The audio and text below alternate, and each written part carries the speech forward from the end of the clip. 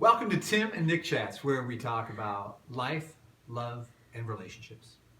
Today's coin is Canadian, so instead of heads and tails, we're doing heads and antlers. Oh, okay. Okay? Are we ready? Antlers. Doesn't matter, I lose everyone anyway. Heads.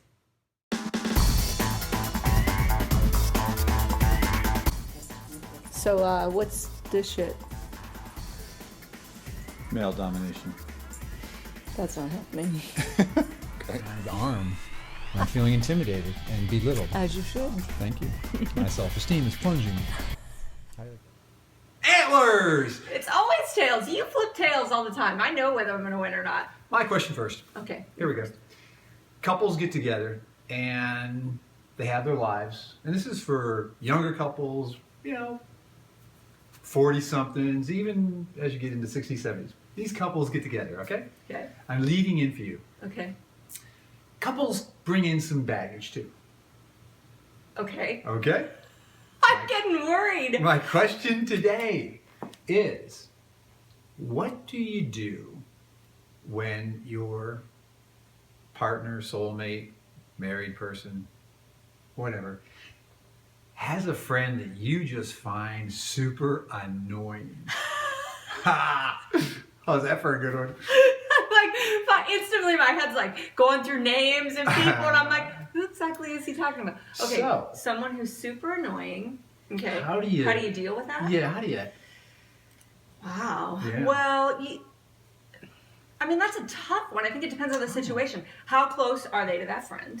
That's the first thing I would ask. That's you smart. can't get into a relationship with someone and be like, drop your bestie that you've known for 25 years because I think she's annoying or I think he's annoying, right? So I think there's a balance, just like everything else when we talk about balance. You got to know who that person is, and then maybe as the one who doesn't like the annoying friend, maybe the question becomes, what is it you find in that friend that's important? Like, find out what it is that friend does for your partner. That's good. Because that friend might be doing something for your partner that you can't replace, Oh, what are you talking they may about? be like the sounding board for that person. Right. And, if it was, say it was, in our situation, it was a friend that I brought to the relationship and you were like, oh, she's just totally annoying. And then you asked me and it was like, well, I can tell her anything and she keeps my secrets and she's just a real honest person that I can talk to.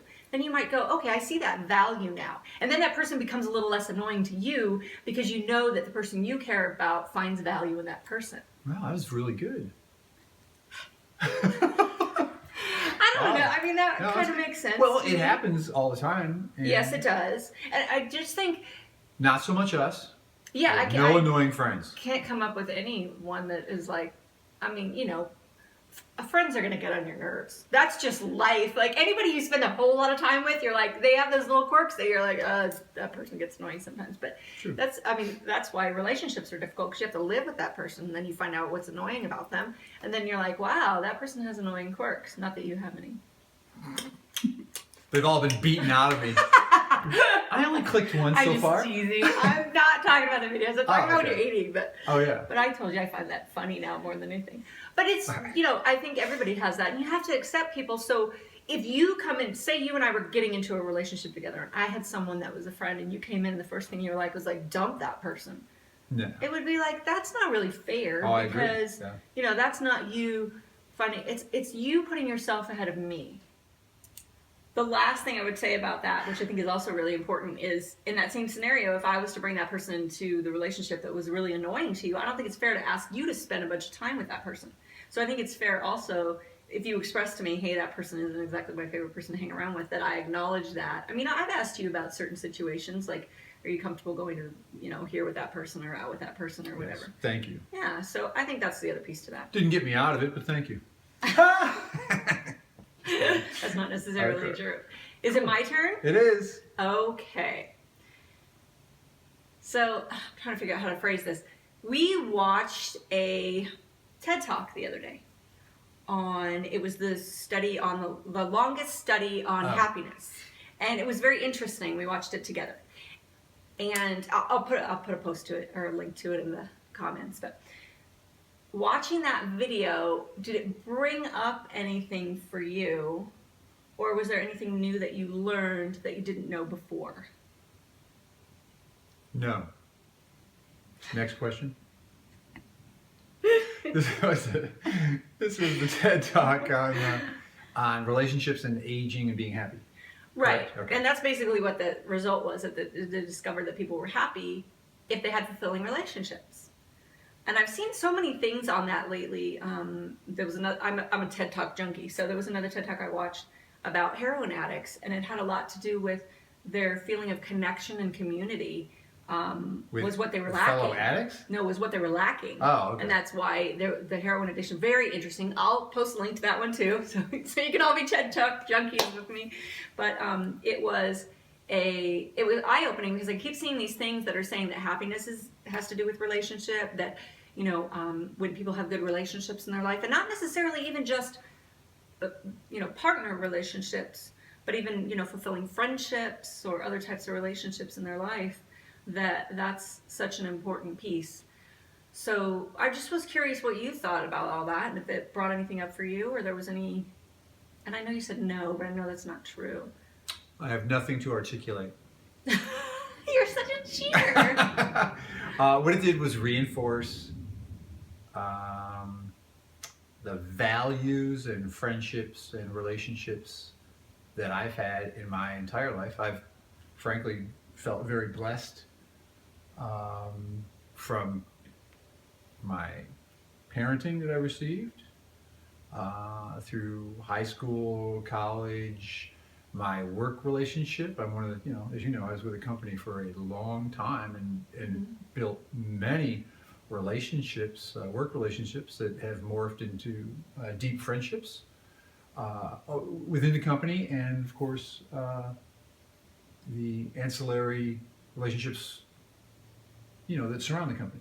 Yeah, absolutely. People, we've counted up the weddings we've gone to, and they're not all, you know, my side, but your side too. Now only 50% have worked. It's not because we're invited. We're not the curse, we swear.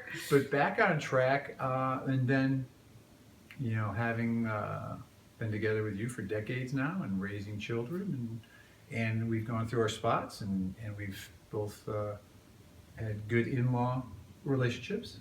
True. So I think as a point, it's not something that comes easy. I think you still have to work on communication and respect for others, and being there and being a good listener, and all those things that make you a good person. That grows the relationships. I've found that since I've been out of work and I've been a little housebound, I'm experiencing some cabin fever, and because I'm a social person, and I think it's important for people to get out there and go to the gym, go to the grocery store, whether you need anything or not. That's for me. and be social. And as the TED Talk summarized, those who don't have a good social life had poor health, weren't happy with themselves. Right. And I think that's all very relevant and true. Yeah, and I mean, happier people live longer, but then what is it that makes the happiness? And I think I could really say, and I say this honestly, not just because you're my husband, you're one of the happiest people I know. Well, that's because I'm less smart than most people. And so I don't realize when I'm unhappy.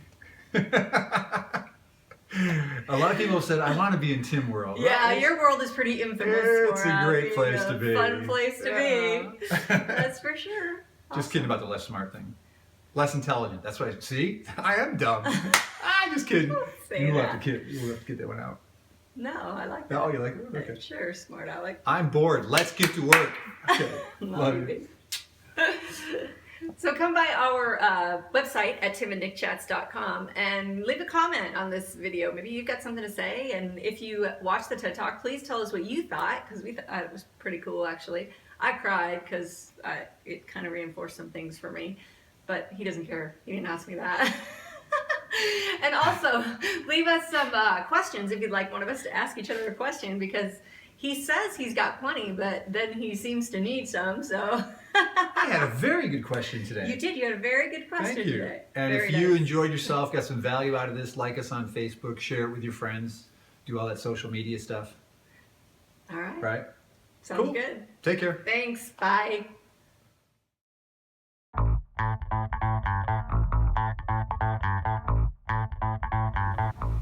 We have to be entertaining in the That's right. outtakes. That's what people like the most. They don't really give a shit what we have to say. They just want to watch us laugh. That's true.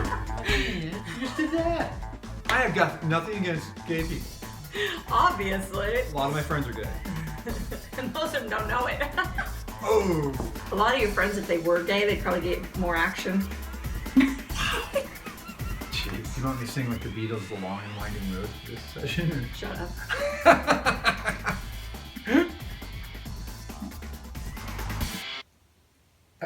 Shut up. I'm trying to go. You're the long and winding road.